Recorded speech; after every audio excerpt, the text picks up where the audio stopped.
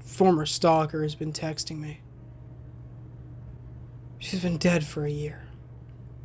Part 7 by Tiro 1000.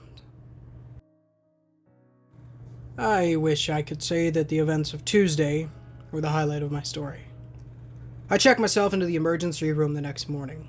At both of our instants, Katie stayed with me the whole time. I'm not sure about her reasons, but I didn't want her out of my sight. The staff began to protest, but let the subject drop when they realized it would be the only way they would treat me. I'll save the full details of the visit, but here's a summary.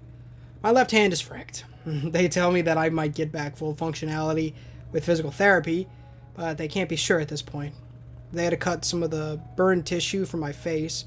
It wasn't the most pleasant process, but they seem to have it under control now. It's definitely going to leave a scar. At least it should make for an interesting story. Luckily, the only damage Sean's punch to my face left can only be fixed by a dentist. They found a contusion at the back of my head, presumably from whatever knocked me out. The doctors don't think it did any terrible damage, but they gave me a list of things to look out for.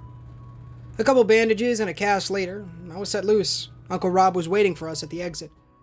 Despite everything, he greeted me with a hug. "You're all right," he told me. I don't think he was expecting to see me like that. It was nice to be around someone who I could count on to stay on my side. "Uncle Rob," I said, gesturing to Katie once he let me go. "This is..." "We've met," he said, holding out his hand for Katie to shake. She did. "How you holding up?" "All right, I think," Katie said shyly. "Good. I need you both to come with me to the station." "That works," I said, having already known this was coming. "Can't drive now anyway, pain meds and all." "Hold on," Katie interjected. "Why do I need to go?" We both looked at her. Uncle Rob was the first to answer. "Because Eric here thinks you have some new information on your sister's death." She seemed to pull back at that. I could tell she was scared at the idea.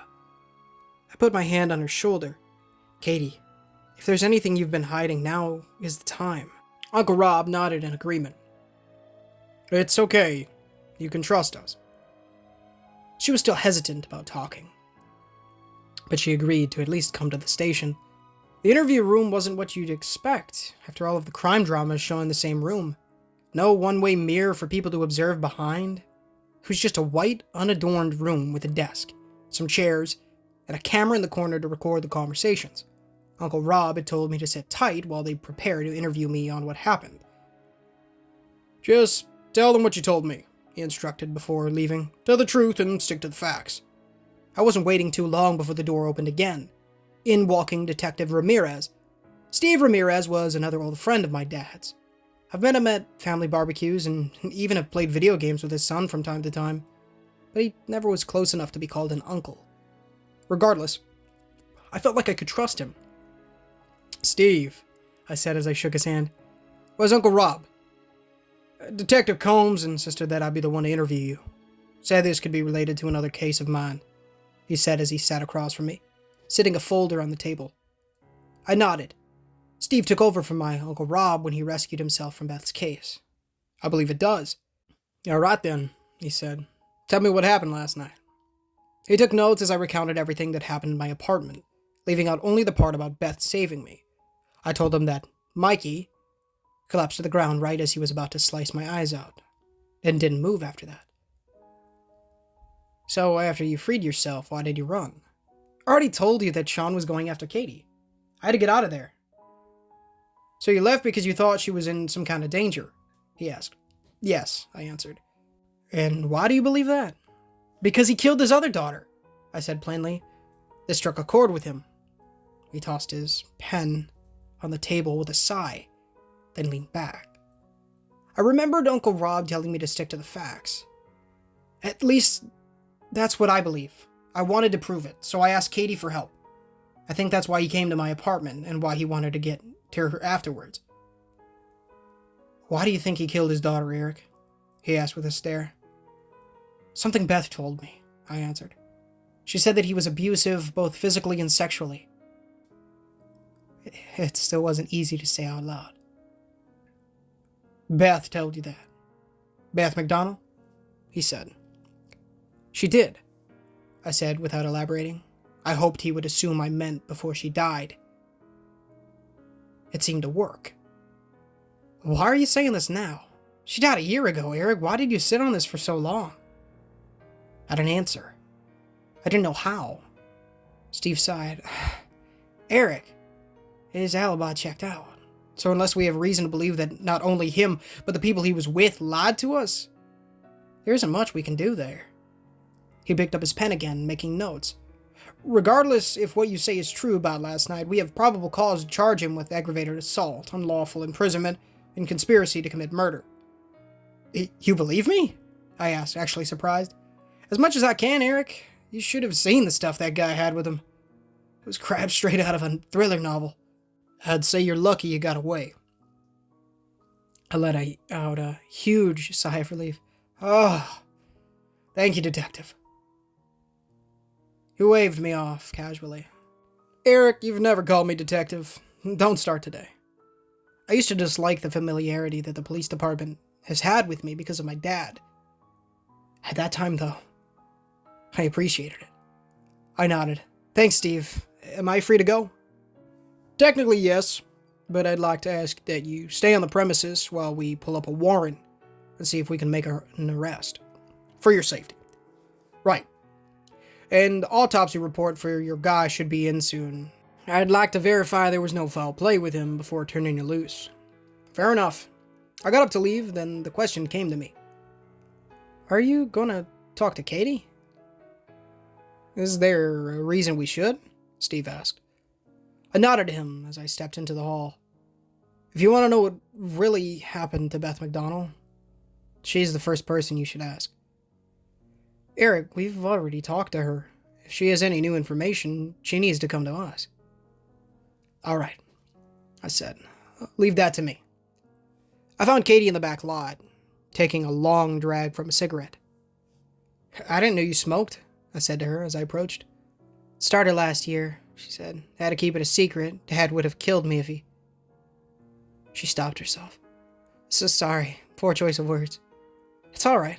We stood there in silence for a moment as she continued to smoke. She seemed nervous, taking long, sucking drags. Katie. You want me to talk to them, don't you? She said without looking at me. I nodded. Yes. Why?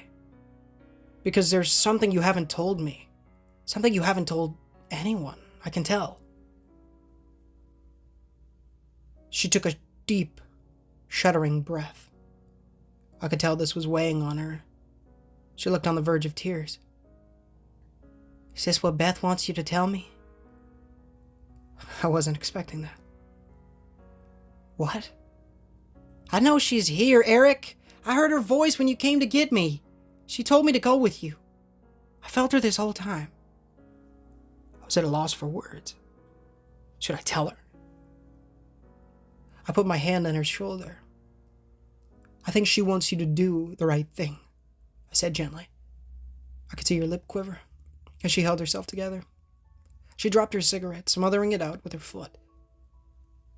All right, she said as her voice cracked. I'll talk to them. You did great, I chuckled to myself. In the interrogation room or with Katie? Both. This was the first chance I had all day to talk to Beth after our moment. I submitted the last part, then we told each other good night. I had been wanting to talk to her about it, but decided against bringing it up right away. I'd also elected to keep our conversation to texting.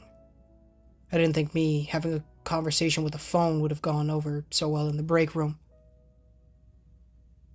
About last night. Yes? I imagined a sultry, teasing voice in my head. I began to ask about it before a knock on the door interrupted my typing. I turned to see Uncle Rob standing in the doorway. Hey, I said. Hey, Eric, I have something to show you. Before I could even raise my eyebrow in question, he was already walking down the hall. I followed him down to a side room by the interview rooms. Steve was waiting for us. He nodded to me as he opened the door. I hesitantly followed them inside. There were multiple monitors set up showing the different interview rooms, the other side of the one-way mirror. What's going on? I asked. You need to see this, Steve answered. He clicked play for one of the monitors. It showed Katie sitting in the interview room, talking with Steve. The date and time showed that this was recorded the same day. I knew there was something going on between them, Katie said with a shaky voice. But I was always too afraid to ask. Afraid of what? Steve asked. Of getting involved, she said. I saw the way he looked at her, but he didn't pay any attention to me. I thought if I left him alone, it would stay that way. She shuddered. I hated myself so much for thinking that, especially after. She started weeping. Steve reached over to put his hand on her forearm. He handed her a tissue, and after a moment, she composed herself. Sorry, she said. It's all right, Steve told her. And after she died, did he ever? She shook her head. No, I've caught him looking at me, but he never tried. Steve nodded, giving her a moment.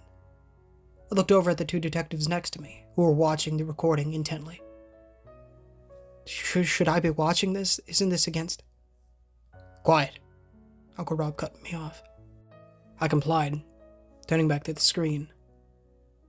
Is there something else you wanted to tell us? The Steve on the screen asked. She looked nervous, like there was something she wanted to get off her chest but was too scared to. My parents, they told you they stayed at a friend's house that night. Steve nodded, checking the notes. Yes, they said they had too much to drink after dinner. I called her that night. Katie closed her eyes, going over their last hurdle. My parents were home. I could see the shock in Steve's face on the screen. Are you sure? She nodded. I heard my dad talking in the background. I think it's why she didn't want me to come home. Steve paused the recording. Both he and Uncle Rob had wide grins on their faces. We're reopening the case. Oh my gosh, I muttered as I stared at the screen. Then it hit me. Oh my gosh! Uncle Rob brought me back to the break room for some coffee. We were both excited about Beth's case being reopened, but he knew he had a long night ahead of him. Word had gotten back that the officers who went to Sean's house found it abandoned. Uncle Rob wasn't surprised. He expected Sean to run. We're arranging protective details for both you and Caitlin. Fair enough, I said. Eric, Uncle Rob said as he put a hand on my shoulder. I want you to reconsider your career path. I scoffed. This again? He nodded. Eric, you came to me to ask about this case because of a gut feeling. Then you talked to a potential witness. Then you sacrificed greatly to rescue her. He set his coffee down and put his other hand on my other shoulder, turning to me to face him. Eric, you reopened a year-old case. Screw your other job. This is where you belong. I didn't do it alone, though. I had a partner from the other side. Regardless, I was, for once, considering it. But there was something bothering me. I pulled away from him. This elephant had been following me room to room since the day I read the report. Uncle Rob. What is it? He asked. I'm going to ask you something, and I want you to be honest with me. My phone vibrated in my pocket, but I decided to ignore it for the moment. All right, he said, his expression concerned. My phone vibrated again.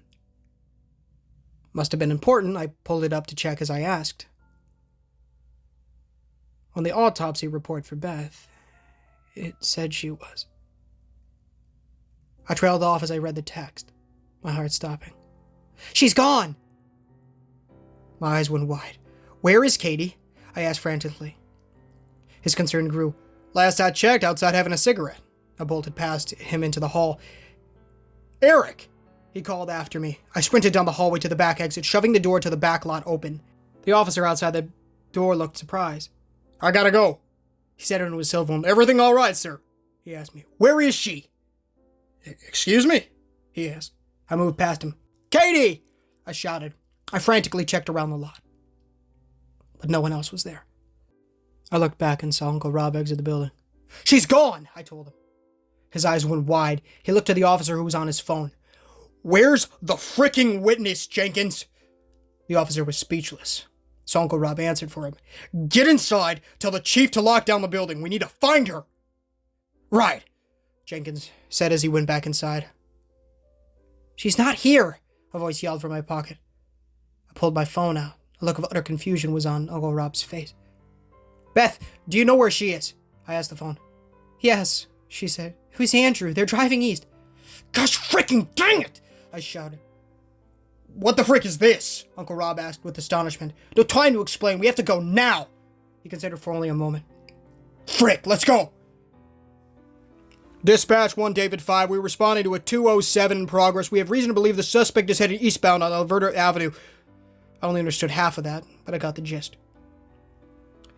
10-4 1 David 5, the dispatcher's voice said over the radio. We sped down the road, sirens blaring, red and blue lights reflecting off the dark street.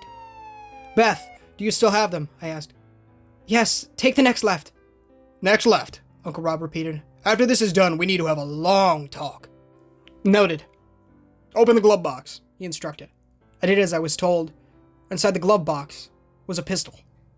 "What is this?" "It's a gun, Eric. I think you know how to use it." I was starting to wonder if Uncle Rob was a great cop, or a terrible cop. "I don't know about this," I told him. "If things get ugly, I don't want you unarmed." "Right," Beth said. "Why are you agreeing with... No, turn right." "Crap!" Rob exclaimed as he made a sharp right turn. Deciding was a terrible time to argue, I grabbed the pistol and checked the safety. "Beth, how close are we?" "Should be coming up..." "Oh, crap! I lost them!" "What do you mean you lost them?" I asked. Her. "I can't see them, Eric." "Where did you see them last?" She didn't answer for a moment. 2 intersections ahead, they made a right." I looked where she'd said. "Franklin Cemetery." That was where Beth was buried. "Is that what it is?" she asked. "Yeah," I replied. You can't see it?" "No, it's a white blur, like the church." "Hey," Uncle Rob snapped. "This is all very fascinating, but we're a little busy right now." I quickly nodded. As soon as we made the turn, the default synthetic voice came up. "Eric, I can't go in. I'm stuck outside. Be careful." "Crap," I muttered. We traveled up the dark, winding road through the cemetery. I was nervous. It was dark. I didn't have Beth to help me. I was afraid we already lost Katie. Then we saw them. A white van stopped on the side of the road with a blue sedan next to it. Uncle Rob slowed the car, pulling his radio up. "Dispatch 1 David 5, I'm 1097 at Franklin Cemetery with a white Ford cargo van and a blue Saturn sedan. 1196, please send backup." As we stopped, the back door of the van opened. Out came Sean fricking McDonald. "Crap," Uncle Rob muttered as he stopped. "Stay low and stay behind the door. Come on." He opened his door, ducking behind it for cover. I did the same. "Police!" he yelled. "Show me your hands!" Sean slowly raised his hands above his head as he turned. The surprise on his face was mild at best. He looked more annoyed than anything. "Take 3 steps forward and turn around," Uncle Rob commanded. Sean did exactly as was told. "Get on your knees and put your hands on your head." When Sean complied, Uncle Rob stepped out from behind the door and approached Sean, his gun trained the whole time. Something felt wrong. "Uncle Rob," I said. "Eric, focus. Keep an eye out for me. Watch my back." "Oh," Sean said smugly. "Eric's here." "Shut up," he snapped as he grabbed Sean's wrist. "Sean McDonald, I'm placing you under arrest for the kidnapping." "Uncle Rob!" I shouted as I felt something cold and firm press against the back of my head. "Don't move," a familiar voice behind me ordered. "Andrew." Uncle Rob turned to look at me, face pale. We locked eyes for just a moment before Sean grabbed his wrist and pulled it up. Before I could process anything, Sean had pulled a gun and fired 2 shots into Uncle Rob's torso. At the span of a breath, Uncle Rob was on the ground. "What the frick are you doing?" Andrew yelled from behind me. "We need to go. Take care of yours," Sean answered as he pointed his gun at Uncle Rob to finish him off. I didn't have time to think before acting. I jabbed hard behind me with my elbow, pain shooting up from my arm as I hit something. Andrew gagged with pain as I brought my pistol up and fired at Sean. I didn't hit him, but he did scramble into the van. The tires screeched as he pulled away. I turned around but didn't see Andrew, By the time I turned again, the van was out of sight. I reached inside Uncle Rob's car, grabbing the radio. "Officer down! Franklin Cemetery!" I then ran over to Uncle Rob. He was alive, thankfully. He clenched 2 spots on his lower chest and abdomen, blood seeping through his fingers. With shaky hands, I tried to take over. He stopped me. "Go," he said. "Go after him." He gestured with his head toward the row of graves to our left. I muttered a curse as I left him there to find Andrew. I walked down the rows and rows of graves. The ground was dark, only lit dimly by the crescent moon in the sky. This was a terrible idea, and I wanted to go back to help Uncle Rob, but there was something urging me on, pulling me. I followed the feeling until it tugged at me, like it was trying to pull me into the ground. I looked down and saw a grave lit in the moonlight with a fresh red rose on it. Bethany McDonald. "Oh, gosh," I muttered. "Drop the gun," a shaky voice said behind me with a click. With a shuddered sigh, I complied, dropping it. "Turn around." I raised my hands over my head, slowly turning. I was met with a barrel being pointed to my forehead. It was hard to see the man behind the gun, but I knew it was Andrew. He took a hard breath. I don't want to do this." "It's okay," I told him. "You don't have to do anything." I sounded calm, but it was false. I was shaking. "I'm sorry," he said. Once again, I thought to myself, this is it. Then we heard the wail of sirens in the distance. "Crap," he said. I used the moment of distraction to tackle the man. We both fell to the ground, me on top of him. He grabbed at my face as I punched him. He brought his gun up, and I slammed his arm down right as it went off.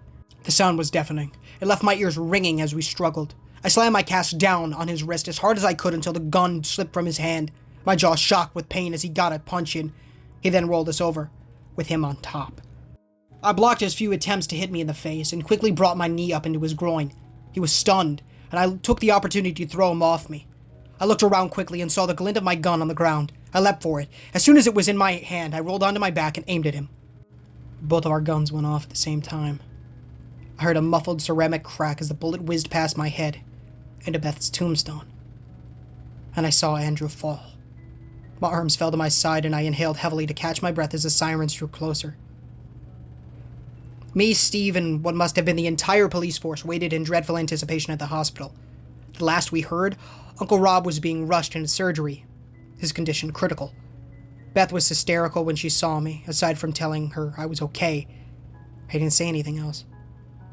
I could feel her, though, by my side as I waited. I saw Steve walk over to me, taking the seat next to mine. "How you holding up?" he asked. It was a good question. Earlier that day, I had been ready to turn down yet another one of Uncle Rob's attempts to get me to be a cop. Over the past week, I just wanted to ask him about the pregnancy. I had betrayed his trust and took a police report without asking. I went to him because I thought he could help me. I used him. I took him for granted. And now, I wasn't even sure if I could talk to him again. It's funny how you don't realize how important some things are until you're on the verge of losing them. I didn't know that I cared this much about him. I realized as I waited that Uncle Rob was the father I didn't have since my dad died. Pretty crappy, actually, I said with a tearful chuckle. Steve put his hand on my shoulder. He'll pull through. We waited for what must have been hours before the surgeon stepped into the waiting area. Uncle Rob made it. A sense of relief washed over the room as the cops celebrated and comforted each other. A few of them hugged. I had asked if I could go see him. They allowed it, but informed me that they were keeping him under until his condition stabilized more. It was heart-wrenching, seeing him in that bed, hooked up to cables, IV lines, and tubes. Beth and I sat there in silence for a moment, until I told him I was sorry. For everything. I promised him that if he pulled through, I would apply for the academy. And I promised him I would catch the motherfricker who did this. "How is he?" Steve asked as I stepped back into the waiting room. "Resting," I said as an exaggeration. "Anything new from—" "No," he said. "We put an APB on the van, but nothing has turned up. I'm going to make an official statement to the press tomorrow morning. Try to get the public's help?" I nodded. "What about Andrew?" Andrew was taken into custody and was now being treated for a gunshot wound to the shoulder. Despite the blatant violation of many regulations, Steve congratulated me on a good shot. I aimed for his head. "He's not talking to us," he said with a sigh. "Let me try," I said. He stared at me, then scoffed with a shake of his head. "I'm not your uncle, Eric. I'd like to see you become a cop too, but I'm not going to play fast and lose with protocol to get you interested."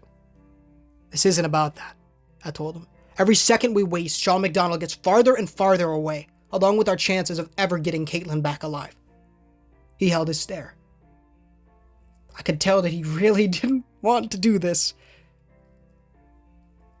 "Come on." "But this is the only time." "You have 10 minutes, he told me as he closed the door behind me. The room was emptied out with the exception of a single gurney. The red-haired man stared up at me in terror as I approached him, struggling against his restraints. "Don't worry," I said to him in spite. "I'm not a murderer." "I didn't kill anyone," he said. "Yeah? You think the crowd of cops out there are going to give a crap that you didn't pull the trigger?" He cringed at the statement. "We're going to find Sean with or without your help, and your only chance is to help us." "Fat chance," he said. "He's probably switched cars again twice since you shot me. You'll never see him again." My phone vibrated as he spoke. I checked it. "Let me talk to him." I sighed as I read the message. Part of me thought it was a terrible idea, but we were running out of time. I pulled the phone off silent, then held it up to him. "Andrew." Her voice said, "It's Beth." His eyes went wide for a moment, then he laughed. "What the frick is this? A frickin' joke?" "My dad brought you over for your 17th birthday," she recounted. "As a present, he was going to let you have your way with me. You're the only one who's ever refused." His eyes went wide again as she continued. My heart sank as she told the story. "Instead, we spent the night playing video games in my room. You were kind. I know despite what my father has taught you, part of you wants to do the right thing. Andrew, do the right thing now." "Why did he do that for you?" I asked, hoping to get him to open up about something.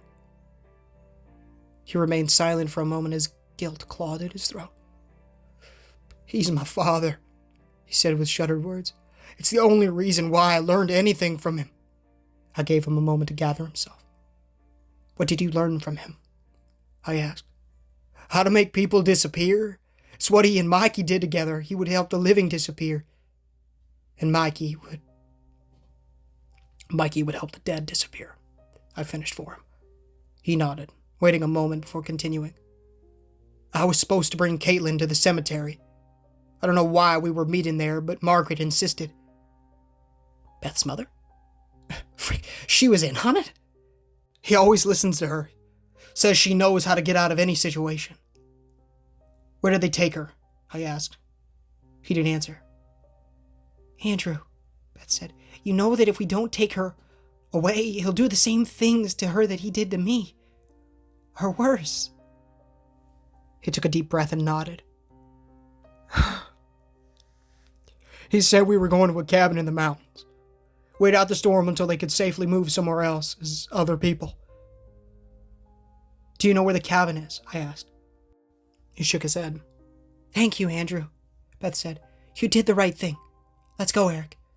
I wanted to tell him that I didn't forgive him for what he did. I wanted to tell him that I still wanted him dead for what happened to Uncle Rob. "Tell the detective everything you told me." "I will," he said as he laid back into the bed. Steve was surprised to see me step out of the room before the time was up. "So?" he asked. "He should be willing to talk now. Sean took Caitlin to a cabin in the mountains. He doesn't know where it is, though." Steve grinned and slapped me on the back. "It's more than we had before. One of these days, you'll have to tell me your secret." You wouldn't believe me if I did. I waited until Steve had gone into the room before leaving down the hall. "Beth," I said, "do you know where the cabin is?"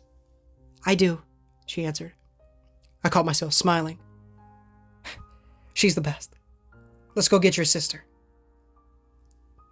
Over the past few days, the news has been talking about Uncle Rob and Sean. Police forces around the state have been searching for him, and some even over the state line. The patrols in this town have increased significantly from what I imagine. Beth says that the trek out to Sean's cabin should take just over an hour from where we are now. Tonight is the night. Either I will get Caitlin to safety, or I will die trying and join Beth in the next life. If you hear from me again, you'll know which one has happened. I don't know anything about those of you who have been reading my story. How many of you believe in a life after death? How many of you believe in a God? If you do, please pray for us. Pray for my Uncle Rob. Pray for Caitlin McDonald. Pray for Beth. I don't know what I'm walking into. For all I know, I'm outnumbered and outgunned. The odds may be unanimously stacked against me. All I have is a 70-year-old gun and a ghost who won't let anything bad happen to me. Beth is adamant that nothing will keep her away. I have my stalker by my side. Wish us luck. Hey guys, Ninja Gamer here, and thank you so much for watching, or I should say listening, today's story. If you did enjoy, please feel free to leave a like on the video, because it does help, gets the gospel to people's feet, as well as help the channel innumerably. As well as, please consider subscribing, as it would be a massive blessing from the Lord if you guys did so. And of course, help the channel. Please, $1 million course, screen right now. Description, pin comment, read that beautiful thing. It'll teach you how to go to heaven. Amen. By repenting of your sins and trusting in the Lord Jesus Christ with all your mental and strength, and afterwards, reading the Holy Bible daily, pray daily, and evangelize people. Great stuff. Also, join the Discord, link in the description, as well as the amazing author of today's story, Tiro1000. Shout out to you, brother. I'm so glad that you are enjoying this. I know you guys have been, you've been really enjoying it. From what you've sent me through PMs, and I'm very grateful. I'm very glad that you guys are getting something out of it. So thank you so much for that. Means a lot. So go check him out. His original Reddit link for the story, as well as his Reddit page, is in the description, as well as Mew, his amazing music that is all in the description, from his channel all the way to the original songs that are listed pretty much in order to a extent. The outro usually is just stated that it's in the outro, and yeah, so it's great stuff. And Mew's actually the reason I found out about this story, so awesome. Tiro1000 did a great job by commissioning the first song you heard today, which is Beth's theme, the theme for the character that we all love so much, Beth McDonald. Amazing stuff. So guys, I hope you guys are excited, because next time is the final part. This story is unfortunately coming to an end, but what an amazing end it is. I won't spoil, obviously, because spoilers are awful, and if I did, well, why would you watch the second part? Plus, even spoilers don't give justice to what something can be. I just really, really hate spoilers so much. Gosh dang. Let me know if you guys in the comments. Let me know if you guys are with me there. Spoilers suck. So, yeah. Definitely one of the worst things. But yeah. Thank you guys so much for watching. I hope you really did enjoy. I hope you were enjoying this story as much as I enjoy narrating it. And yeah. This one is an amazing story. One of my favorites, as I've mentioned so many times. But yeah. I'm going to let you guys go. It is kind of late. So I need to get this going. But yeah. I love you guys. Thank you so much for everything. Thank you, Lord, as well. And I will talk to you all very, very soon. But until next time, guys, this is Ninja Gamer, signing off.